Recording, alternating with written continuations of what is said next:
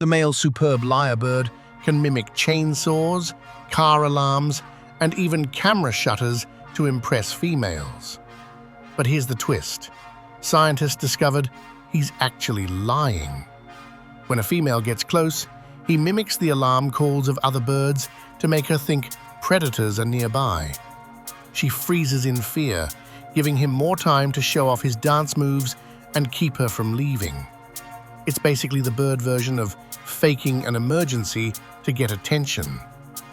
This deceptive Romeo will do anything for love, even if it means scaring his date half to death.